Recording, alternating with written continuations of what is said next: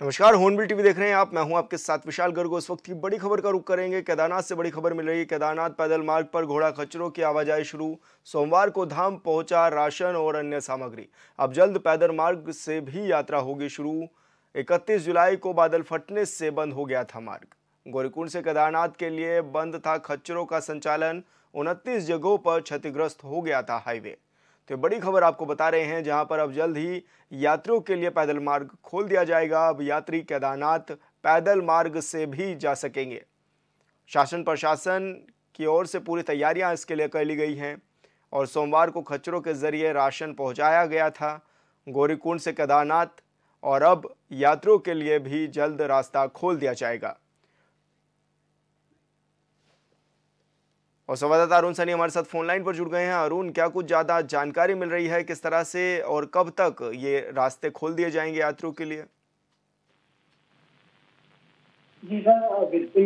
विजय माह 31 जुलाई को जिस तरीके से केदारनाथ में जो आपदा आई उसके बाद जो पैदल मार्ग है वो पूरी तरीके से जो क्षतिग्रस्त हो गया था, तो ऐसे में उस पर अब आवाजाही के लिए जो है शुरू होने ही जा रही है। और ऐसे में बीते कल की अगर बात की जाए तो घोड़े खच्चरों से 20 घोड़े खच्चरों से करीब जो है सामग्री वहां पर पहुंचाई गई और अन्य जो सामग्री है वो भी सामान पहुंचाया गया। और ऐसे में अब जो मार्ग 29 जगहों पर बाधित हुआ था, जो मार्ग का 30 मीटर का हिस्सा मंदाकिनी नदी में समाया था, उस पर भी अब आवाजाही के लिए जो है जल्दी शुरू कर दी जाएगी। और यात्री जो है जल्द ही उस पर जो है केदारनाथ धाम की जो पैदल मार्ग है उस पर अपनी यात्रा जो है वो कर सकेंगे। और ऐसे में जिसको लेकर लगातार कार्य भी चल रहा है और जल्द ही जो है अब उस मार्ग को भी पूरी तरीके से सुचारू रूप से जो है वो खोल दिया जाएगा। अरुण, क्योंकि जैसा कि सरकार ने वादा भी किया था कि जल्द से जल्द इन रास्तों को खोल दिया जाएगा और वो वादा भी पूरा होता हुआ दिखाई दे रहा है, क्योंकि सोमवार को घोड़े खच्चर गए हैं केदारनाथ। और अब क्या माने कि यात्री कब तक जा सकेंगे, कब से ये आवाजाही शुरू हो जाएगी? और इसी के साथ ही जैसा आपदाओं वाला माहौल भी देखने को मिलता है, तो ऐसे में तैयारियां पहले से पहले किस तरह की पूरी कर ली गई हैं अब आने वाले समय के लिए? जी सर, बिल्कुल। देखिए, जिस तरीके से उत्तराखंड विषम भौगोलिक परिस्थितियों वाला प्रदेश है और आपदा की दृष्टि से भी देखा जाए तो काफी संवेदनशील प्रदेश है आपदा से उत्तराखंड। तो ऐसे में जो है लगातार मार्ग जो बाधित हैं उनकी आवाजाही के लिए लगातार सरकार जो अलर्ट मोड पर है। और ऐसे में अगर कोई भी आपदा ऐसी आती है तो उसको लेकर राहत बचाव से लेकर लगातार जो रेस्क्यू ऑपरेशन चलाया जाता है उसको लेकर भी दिशा निर्देश मुख्यमंत्री पुष्कर सिंह धामी के द्वारा सभी आला अधिकारियों को दिए गए हैं। और आपदा विभाग को 24 घंटे अलर्ट मोड पर रहने के निर्देश शुरू से ही हैं। और ऐसे में अब 15 सितंबर तक हालांकि मानसून सीजन रहता है, तो ऐसे में आगे भी जो है पूरे अलर्ट मोड पर सरकार है। और जो पैदल मार्ग है उसे भी जल्द से जल्द जो है इस पर आवाजाही वो शुरू कर दी जाएगी। और ऐसे में जिस तरीके से घोड़े खच्चरों के जो सामग्री वहां पर पहुंचा रहे हैं, ऐसे में अब यात्रा जो पैदल मार्ग है वो भी यात्रियों के लिए थोड़ी ही दिनों में जो है वो सुचारू रूप से चला दिया जाएगा। और ऐसे में उसको लेकर पूरी तैयारियां जो है वो हो चुकी हैं। बिल्कुल अरुण, बहुत बहुत शुक्रिया आपका तमाम जानकारी साझा करने के लिए। श्री कृष्ण जन्माष्टमी के अवसर पर पुलिस लाइन में रंगारंग कार्यक्रमों का आयोजन किया गया। इस दौरान बतौर मुख्य अतिथि के रूप में राज्यपाल गुरमीत सिंह और विशिष्ट अतिथि के रूप में सीएम पुष्कर सिंह धामी भी पहुंचे थे। कार्यक्रम का शुभारंभ गणेश वंदना से किया गया। बॉलीवुड गायक हंसराज रघुवंशी, पांडवास ग्रुप समेत अन्य कलाकारों ने भी कई रंगारंग सांस्कृतिक कार्यक्रमों के जरिए दर्शकों का मनोरंजन किया। कार्यक्रम को संबोधित करते हुए सीएम और राज्यपाल ने प्रदेशवासियों को जन्माष्टमी पर्व की शुभकामनाएं दी। साथ ही पुलिस परिवार की ओर से यह आयोजन किया गया है और इस कार्यक्रम के जरिए सभी को एकजुट कर किया गया। और साथ ही महानिदेशक अभिनव कुमार ने राज्यपाल और मुख्यमंत्री को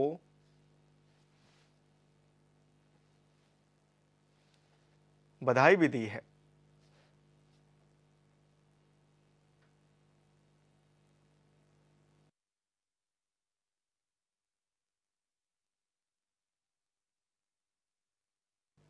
देश भर में श्री कृष्ण जन्माष्टमी का पर्व धूमधाम से मनाया गया है और इस दौरान उत्तराखंड में भी श्री कृष्ण के जन्मोत्सव को लेकर भक्तों में काफी उत्साह नजर आया। रंग बिरंगी लाइटों और फूलों से मंदिरों को सजाया गया है। साथ ही बाल गोपाल को भी सुंदर वस्त्रों से सजाया गया और भगवान नंद लाल के लिए झूला भी तैयार किया गया है। इस मौके पर मंदिरों में भजन कीर्तन का दौर चलता रहा। कान्हा को उनके पसंदीदा माखन मिश्री का भोग लगाया गया है।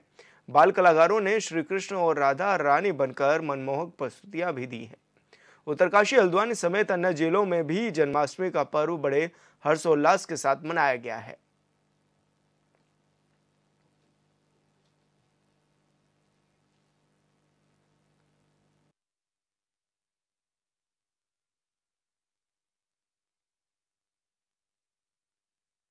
और बड़ी खबर का रुख करेंगे उत्तराखंड की राजधानी देहरादून में कांग्रेस नेता सोनिया आनंद, ममता समेत शर्मा समेत अन्य पर मामला किया गया है दर्ज। बड़ी बात यह है कि जिस महिला ने मामला दर्ज करवाया है वो भी कांग्रेस से जुड़ी हुई है।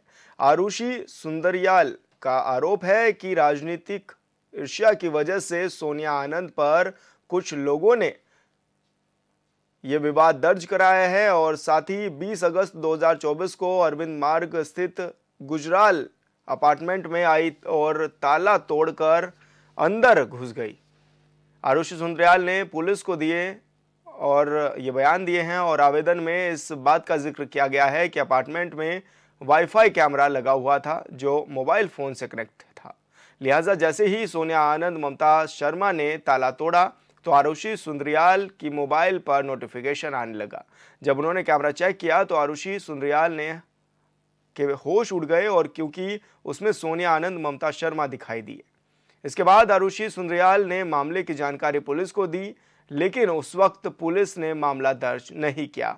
जब खबर मीडिया की सुर्खी बनी तो देहरादून पुलिस की नींद खुली और तब जाकर मामला दर्ज किया गया, जिसमें सोनिया आनंद, ममता शर्मा सहित अन्य पर कई धाराएं लगाई गई हैं। दर्ज एफआईआर के मुताबिक 1800 रुपए कैश और छोटे 3-4 पर्सों में बिना गिने हुए कैश, सोने चांदी के जेवरात, माइक्रोसॉफ्ट और कई तरह की सामग्री इस दौरान ले जाई गई।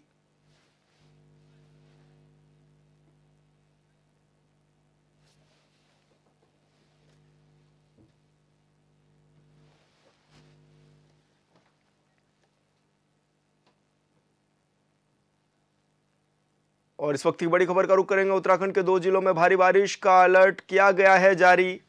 येलो अलर्ट जारी किया गया है। देहरादून और बागेश्वर में येलो अलर्ट भारी बारिश का जारी किया गया है। इस दौरान टिहरी, पौड़ी, नैनीताल और चंपावत में हल्की बारिश के आसार जताए गए हैं। भारी बारिश से ये बद्रीनाथ यमुनोत्री हाईवे समेत 150 सड़कें बंद बताई जा रही हैं। सड़कें बंद होने की वजह से यात्रियों की मुश्किलें बढ़ती हुई नजर आ रही हैं। तो बड़ी खबर आपको बता रहे हैं जहां पर मौसम विभाग ने एक बार फिर से मौसम का अलर्ट जारी किया है।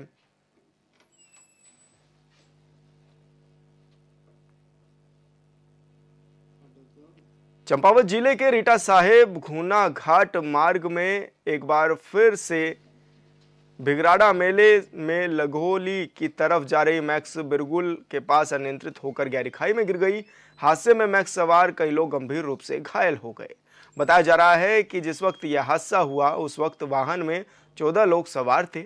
वहीं हादसे की सूचना मिलते ही पहुंची रेस्क्यू टीम ने लोगों का रेस्क्यू किया और उनको अस्पताल में भर्ती कराया, जहां पर उनका इलाज जारी है।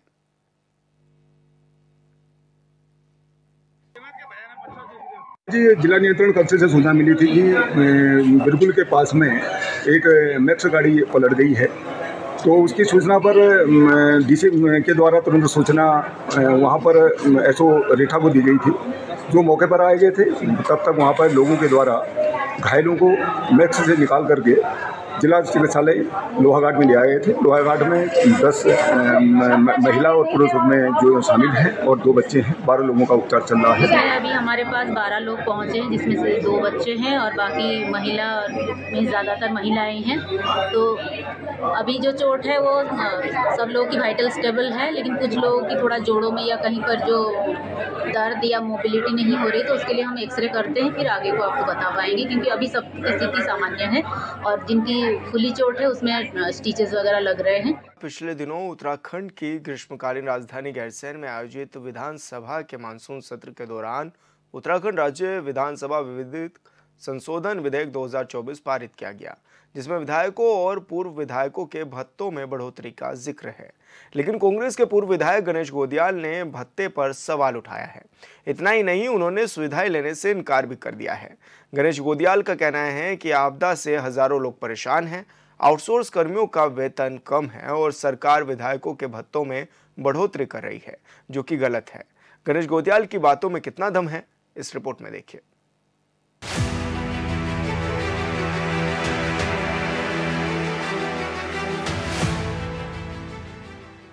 उत्तराखंड में बीजेपी की डबल इंजन वाली सरकार ने उत्तराखंड राज्य विधानसभा विविध संशोधन विधेयक 2024 के जरिए विधायकों और पूर्व विधायकों को तोहफा तो दिया, लेकिन विपक्ष ने इसे लेकर सवाल उठा दिया।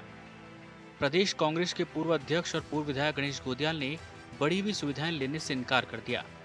उन्होंने सोशल मीडिया में एक वीडियो पोस्ट किया, जिसमें उन्होंने कहा कि इस बारे में विधानसभा अध्यक्ष को पत्र लिख रहे हैं, जिसमें वे मांग करेंगे कि विधायकों, पूर्व विधायकों के वेतन भत्ते और अन्य सुविधाएं बढ़ाए जाने के लिए कर्मचारी अधिकारियों की भांति एक नियामक आयोग बनाया जाए। विधानसभा के सत्र का कुल मिलाकर जो हासिल आया वो ये आया कि माननीय विधायक गणों की और पूर्व विधायकों की आय में कुछ इजाफा हुआ है। सोशल मीडिया के माध्यम से ये जानकारी मिली है कि करीब 1.25 लाख के करीब वर्तमान विधायक गणों को और पूर्व विधायक गणों को भी 10,000 के आसपास, कोई 11,000 बोल रहा है, कोई 10,000 बोल रहा है, इसके आसपास पूर्व विधायक गणों को भी उनकी आय में इजाफा हुआ है। उसको पेंशन कहिए या उसको पेट्रोल भत्ता कहिए, जो विभिन्न मदों में 1.25 लाख। और वर्तमान विधायक गणों का जो मासिक जो उनको मिलना है वो 4 लाख के करीब तय हुआ है, ये बताया गया है। मेरा उत्तराखंड की सरकार से ये कहना है कि इतना गैरसैंण जाकर और सिर्फ 3 दिन का सत्र आहूत करके और इस एक उपलब्धि के साथ वापस आना कि माननीय विधायक गणों का और पूर्व विधायक गणों का मानदेय बढ़ाया गया या उनकी आय बढ़ाई गई, मैं समझता हूं कि ये सरकार के लिए भी उचित नहीं है और विपक्ष के लिए भी उचित नहीं है। पूर्व विधायक के रूप में जो सबको बढ़ा, मुझे भी बढ़ा होगा, तो मैं माननीय हमारी विधानसभा के अध्यक्ष को एक पत्र लिख रहा हूं, जिसमें मैं ये उनसे उम्मीद करूंगा कि मुझे ये बढ़ा हुआ बिल्कुल नहीं चाहिए। ऐसे में जबकि लोग परेशान हों, ऐसे में ये बढ़ा हुआ वेतन या भत्ता या पेंशन जो भी उसको कहें, वो लेने से मेरी अंतरात्मा मुझे कचोटती।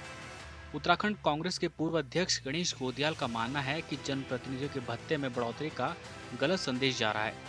उन्होंने कहा कि उत्तराखंड में कई विभागों में राज्य के युवा 6 से 8 हजार रुपए की नौकरी कर रहे हैं और वेतन बढ़ाने की सालों से मांग कर रहे हैं। राज्य में हर कोने में आपदा की भारी मार है, आपदा राहत राशि नहीं दी जा रही। ऐसे में विधायकों और पूर्व विधायकों के भत्ते बढ़ाना लोगों में गलत संदेश सही नहीं गया है। अभी मैं 3 दिन पहले एक पेयजल विभाग के जल संस्थान के हमारे जो भाई हैं जो काम करते हैं, दैनिक वेतन भोगी हैं या ठेकेदारों के अंदर वेतन लेते हैं, मुझे बता रहे थे कि 6,000 और 7,000 में वो नौकरी कर रहे हैं। जिस प्रदेश में 6,000 और 7,000 में परिवार पालने के लिए लोग बाध्य हों, ऐसे में जबकि मैंने जल संस्थान की बात की, उपनल के तमाम मुझे लगता है 25 से 30,000 ऐसे कर्मचारी हैं जो बहुत ही अल्प वेतन में अपनी सेवाएं दे रहे हैं और 15-15, 20-20 साल जिनको नौकरी करते हो गए हैं। मैं समझता हूं कि उनका पूरी जिंदगी उनकी लग गई है। और ऐसे में माननीय विधायकगण और पूर्व विधायकगणों का वेतन बढ़ा देना, मैं समझता हूं कि उन्हें चिढ़ाने जैसा है। जहां एक और आपदा में अभी तक जो एक 5,000 की आतुक सहायता लोगों को मिलनी चाहिए थी, अब तक वो तक नहीं मिल पाई है जिस प्रदेश में, उस प्रदेश में इस प्रकार के कृत्य को मैं समझता हूं कि आम लोगों को चिढ़ाने जैसा है। विधायकों के भत्ते पर कांग्रेस में ही विरोधाभास है। चकराता से कांग्रेस विधायक प्रीतम सिंह ने विधायकों के लिए बढ़ाए गए भत्ते का समर्थन किया। प्रीतम सिंह का कहना है कि विधायकों की मांग पर ही विधायकों का भत्ता बढ़ाने का काम सरकार ने किया है। उन्होंने कहा कि जब विधायकों का वेतन या भत्ता बढ़ता है तो सबकी नजरें उस पर रहती है। जिस जिम्मेदारी का विधायक निर्वहन करता है उसे लोग नहीं देखते। उन्होंने कहा कि IPS, IAS के वेतन भत्ते बढ़ते हैं जब कोई हलचल नहीं होती। विधायकों की मांग के अनुरूप ही भत्ता बढ़ाया गया है, जिसे कई लोग स्वीकार करेंगे तो कई लोग नहीं करेंगे। नहीं, देखिए, विधायकों के ही आग्रह पर जो है सरकार ने वेतन वृद्धि करने का काम किया है। और स्वाभाविक बात है कि विधायक, मेरे ख्याल से, मैं समझता हूँ, जितना जो है आमजन से जुड़ा हुआ होता है उतना कोई दूसरा व्यक्ति जुड़ा हुआ नहीं होता है। वो जो है विधानसभा भी देखना है, प्रदेश भी देखना है, उसके जो घर आगंतुक आते हैं उनका सत्कार भी करना होता है। तो बढ़िया है। अब मैंने कहा ना कि कुछ लोग इसको स्वीकार करेंगे, कुछ लोग नहीं स्वीकार करेंगे। गणेश गोदियाल जी ने अपना पक्ष रखा है, लेकिन मैं समझता हूँ कि जब विधायकों ने ये आग्रह किया कि वेतन या उनके उसमें जो है वृद्धि होनी चाहिए, तभी वृद्धि हुई। गणेश गोदियाल के इस बयान के बाद प्रतिक्रियाओं का दौर जारी है। कैबिनेट मंत्री सौरभ बोगड़ा का कहना है कि सदन में बिल जब आता है तो पारित तभी होता है जब उसको पूर्ण रूप से समर्थन मिलता है, चाहे वो कांग्रेस के विधायक हों, बीएसपी के विधायक हों या निर्दलीय विधायक हों। उन्होंने कहा कि अगर गणेश गोदियाल को कोई समस्या है तो उन्हें अपनी पार्टी से बात करनी चाहिए। इधर बीजेपी के राज्यसभा सांसद नरेश बंसल ने भी गणेश गोदियाल पर तंज कसा है। गणेश गोदियाल जी बड़े उद्योगपति हैं, वो पूरी पेंशन ही छोड़ दें तो क्या दिक्कत है? देखिए, मैं इस पर बहुत ज़्यादा टिप्पणी नहीं करना चाहूँगा, वो उनकी व्यक्तिगत राय है। ये फैसला जो है विधानसभा में पारित हुआ है। समस्त सबके, चाहे वो कांग्रेस के विधायक हों, चाहे बसपा के विधायक हों, चाहे भाजपा का विधायक हों, सब ने एक मत इसको अप्रूवल दी है। तो इस पर मैं बहुत ज़्यादा टिप्पणी नहीं करूँगा। उत्तराखंड राज्य विधानसभा विविध संशोधन विधेयक 2024 पर विपक्षी पार्टी कांग्रेस में विरोधाभास दिख रहा है। पूर्व प्रदेश अध्यक्ष सवाल उठा रहे हैं तो चक्राता से पार्टी के विधायक प्रीतम सिंह समर्थन कर रहे हैं और इन सबके बीच सत्ता पक्ष तंज कस रहा है। बड़ी बात तो यह है कि मौजूदा कांग्रेस प्रदेश अध्यक्ष यानी करण मेहरा भी वेतन भत्ते को लेकर सरकार को निशाने पर ले रहे हैं। जहां आपदा आई है, आपदा पीड़ितों को राहत होनी चाहिए थी। बाढ़ पीड़ितों को 1 साल से अभी तक पैसा नहीं मिला है। उधम सिंह नगर में इस बार बाढ़ आई, उनको अभी तक कोई मुआवजा नहीं मिला है। दूसरी तरफ जोशीमठ में इतनी बर्बादी, वहाँ लोग परेशान हैं। पूरे चंपावत चमोली जिला बर्बाद हो गया। बागेश्वर में कपकोट भराड़ी में दिक्कत आई है। धारचूला मुंशियारी में दिक्कत है। चमोली जिला पूरा आपदा से ग्रसित है। उनको राहत नहीं है, लेकिन विधायकों की और पूर्व विधायकों की जो तनख्वाह या भत्ते बढ़ाए गए हैं, निश्चित ही उसकी आवश्यकता नहीं थी। पहले जो परेशान लोग हैं, जिनको दिक्कत है, उनको मदद मिलनी चाहिए। आरोपों की राजनीति के बीच कुछ नेताओं के सवाल हैं, लेकिन दरअसल उत्तराखंड के पूर्व और मौजूदा विधायकों को कितना पैसा मिलता है, यह कोई साफ शब्दों में बताने को तैयार नहीं। मीडिया में जो जानकारी है उसके मुताबिक विधेयक पारित होने से पहले तक विधायकों को वेतन भत्तों समेत 2.90 लाख रुपए मिले थे और अब रेलवे के लिए दिए जाने वाले भत्ते का इस्तेमाल न होने पर उस भत्ते का विधायकों को भुगतान कर दिया जाएगा। साथ ही विधायकों के वेतन में भी इजाफा किया जाएगा। कुछ लोग कह रहे हैं कि विधेयक तो पास हो गया, लिहाजा अब विधायकों का वेतन भत्ता समेत सारी सुविधाएं मिलाकर करीब 4 लाख रुपए होता है। मेरा इस मामले में ये सजेशन है कि ठीक है, पैसा सबकी आवश्यकता है और मैं ये भी मानता हूं कि जो सार्वजनिक जीवन में या जो राजनीतिक जीवन में लोग होते हैं, उनके पास तमाम खर्चे होते हैं, ये भी सच है। लेकिन इस बात के लिए, लोगों के विश्वास को बनाए रखने के लिए, जिस प्रकार से अन्य बातों को, अन्य कर्मचारियों की तनख्वाह बढ़ाने के लिए या इसके लिए कोई आयोग होता है, इसी प्रकार का कोई नियामक जैसा आयोग माननीय विधायक गणों की तनख्वाह या उनकी उपलब्धियां बढ़ाने के लिए भी इस प्रकार का कोई आयोग बनना चाहिए। ये संदेश नहीं जाना चाहिए कि खुद की तनख्वाह खुद ने बढ़ा दी और खुद को अधिकार है कि अपनी तनख्वाह बढ़ा सकें या अपनी आय बढ़ा सकें। मैं इसमें सिर्फ राय दे सकता हूं और ये कह सकता हूं कि जिस प्रदेश में इतने 6 और 8 हजार रुपए में लोग नौकरी कर रहे हों, अपना परिवार पाल रहे हों, जिस प्रदेश में आपदा में जिन लोगों का सब कुछ छिन गया, उनको बांटने के लिए सरकार के पास पैसा न हो, ऐसे प्रदेश में एक तरफ वेतन भत्ता बढ़ाकर सरकार ने विधायकों की बल्ले बल्ले तो कर दी, वहीं गणेश गोदियाल इन सुख सुविधाओं को लेने से इनकार कर रहे हैं। लिहाजा सियासत गरमाई हुई है। देखना होगा कि गोदियाल के लिए गए निर्णय से बाकी विधायकों में कितना असर होता है। Bureau report, hornbill TV. Uttarakhand में साधु संतों ने विरोध किया तो फिर दिल्ली के बुराड़ी में केदारनाथ धाम मंदिर का निर्माण रोक दिया गया और ट्रस्ट ने अब मंदिर नहीं बनाने की बात कही है। लेकिन सियासत करने वालों में अब श्रेय लेने की होड़ मची हुई है। इस रिपोर्ट में देखिए।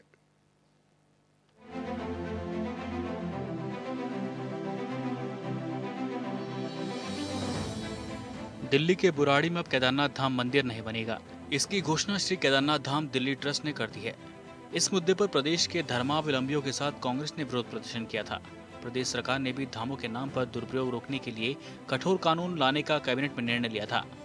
श्री केदारनाथ धाम ट्रस्ट की ओर से इसी साल 10 जुलाई को दिल्ली के बुराड़ी में केदारनाथ धाम मंदिर का शिलान्यास किया गया था। इस कार्यक्रम में मुख्यमंत्री पुष्कर सिंह धामी भी शामिल हुए थे। अब जब ट्रस्ट ने मंदिर निर्माण कार्य रोक दिया है तो बीजेपी और कांग्रेस में शय लेने की होड़ मची हुई है। कांग्रेस ने भी इसका पुरजोर विरोध किया और कांग्रेस के साथ साथ आमजन ने भी जो इसका विरोध किया और उसकी वजह से सरकार को बैकफुट पर आना पड़ा। अन्यथा सरकार ने तो पूरी तैयारी कर ली थी, शिला को ले जा करके वहाँ पर शिलान्यास भी कर दिया था। और विपक्षी दल कांग्रेस का कहना है कि जब उन्होंने इसका विरोध किया तब जाकर ट्रस्ट बैकफुट पर आया। पूर्व नेता प्रतिपक्ष और चक्राता से कांग्रेस के विधायक प्रीतम सिंह ने कहा कि कांग्रेस और आमजन दोनों ने इसका विरोध किया, तब जाकर सरकार को ट्रस्ट को बैकफुट पर आना पड़ा। अन्यथा सरकार ने तो पूरी तैयारी कर ली थी कि वहां पर जाकर शिलान्यास भी कर दिया था। इसलिए यह कांग्रेस और आमजन की जीत है। विरोध नहीं होता तो केदार धाम जो है दिल्ली में स्थापित कर देते। तो ये मैं समझता हूँ कि कांग्रेस और यहाँ के जो आमजन है उनकी एक जीत है। सरकार को बैकफुट पर आना पड़ा। वहीं बीजेपी इसका श्रेय मुख्यमंत्री पुष्कर सिंह धामी को दे रहे हैं। कैबिनेट मंत्री सौरभ बोगड़ा का कहना है कि धाम सिर्फ एक है जो केदारनाथ धाम है और मुख्यमंत्री पुष्कर सिंह धामी ने स्पष्ट किया था कि कोई भी केदारनाथ धाम के नाम पर न चंदा लेगा और न धाम के नाम से प्रमोट किया जाएगा। सबसे पहली बात मैं स्पष्ट करना चाहता हूँ कि धाम एक ही है, वो हमारे केदारनाथ धाम जो हमारे रुद्रप्रयाग जिले में केदारनाथ धाम है वही है। ये केदारनाथ मंदिर है। दूसरी चीज़, माननीय मुख्यमंत्री जी ने स्पष्ट किया है कि कोई भी धाम के नाम से ना चंदा लेगा, ना कोई धाम के नाम से प्रमोट करेगा उस मंदिर को। और तीसरी चीज़, जब भी हमारे सरकार के संज्ञान में आया है कि QR कोड के नाम पे चंदा लिया जा रहा था तो सरकार ने स्ट्रिक्ट एक्शन लेके उसको विड्रॉ कराया है और मंदिर का निर्माण भी, शायद जहाँ तक मेरी खबर है, सूचना है कि उसको भी रोक दिया गया है। विपक्ष की पार्टी है, आप उससे कुछ भी उम्मीद करेंगे वो कुछ भी नहीं कहेगी, तो ये तो ठीक नहीं है। पॉलिटिक्स में है तो हर चीज़ में विरोध करना और सरकार के खिलाफ खड़ा होना उनका अधिकार है। लेकिन स्पष्ट रूप से मालूम है सबको कि उत्तराखंड में किसके दबाव में वो काम रुका है। सरकार के दबाव में रुका है। सरकार ने ही इस गलत काम को रोका। QR कोड पे जो पैसे लिए जा रहे थे धाम के नाम पे उसको रोका। और कांग्रेस तो पिछले 1 महीने से प्रदर्शन कर रही है। कौन सा फ़र्क पड़ गया? तब उसके बाद भी तो QR कोड पे लोग पैसा मांग ही रहे थे। तो ऐसा नहीं है। माननीय पुष्कर सिंह धामी जी ने इसका बीड़ा उठाया है। उन्होंने स्पष्ट रूप से कहा है कि कोई भी उत्तराखंड में केदारनाथ धाम का कोई दूसरा धाम नहीं हो सकता। उस मंदिर का निर्माण भी रोका जाएगा और उस मंदिर का QR कोड भी बैन किया जाएगा। मंदिर प्रकरण को केदारनाथ उपचुनाव से जोड़कर भी देखा जा रहा है। ऐसे में सियासी जानकारों का मानना है कि यह केदारनाथ उपचुनाव से पहले सरकार की तरफ से डैमेज कंट्रोल भी किया गया है। Bureau report, hornbill TV. और फिलहाल इस बुलेटिन में इतना ही। आप देखते रहिए हॉर्नबिल टीवी। नमस्कार।